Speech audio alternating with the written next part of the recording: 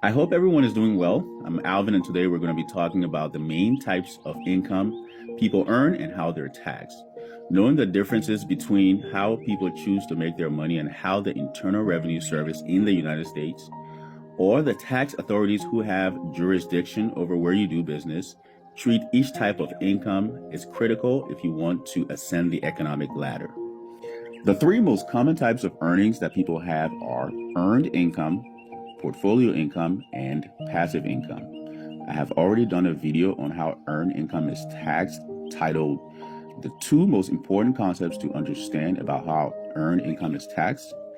You can check out that video in the library of the channel. As a result, this video is going to be focused on the other two types of income. After earned income, the next type of income is portfolio income. This type of income is derived from activities like becoming a shareholder in a company and realizing a capital gain or receiving dividends, interest earned from savings accounts, and book or music royalties.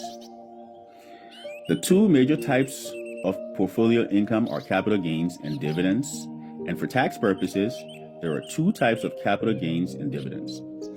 There is short-term capital gains and long-term capital gains.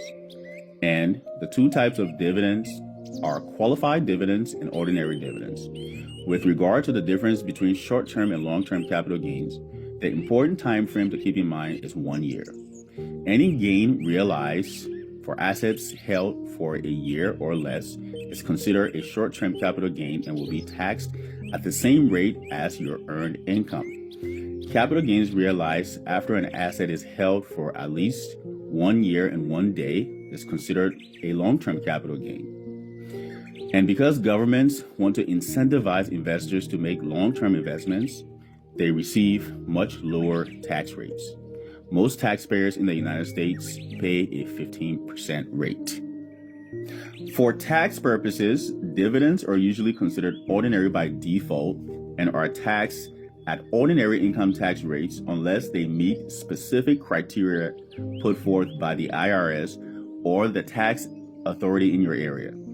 Qualified dividends are taxed at the lower long-term capital gain rates in most industrialized countries. All that differs is the verbiage each country decides to use and the exact rate they decide to charge. For example, this is how qualified dividends are taxed in Canada. The last major category of how people earn money is passive income. This includes income from ventures like renting out real estate, owning a business where you have little to no operational responsibilities, or participating in affiliate marketing. Taxation on passive income is a bit more complicated because the rate you will pay depends on how the passive income was derived, and also if you will be employing tax tools like depreciation and amortization. Taxes are a complex subject. That's why these videos are meant to give you the basics that you can build from, so that if you need to have a conversation about the topic, you can do so intelligently because you understand the foundational concepts of the subject. Pick up your copy of my book, The Wealth Indicators, on Amazon today. Share these videos with anyone you know who could use the information.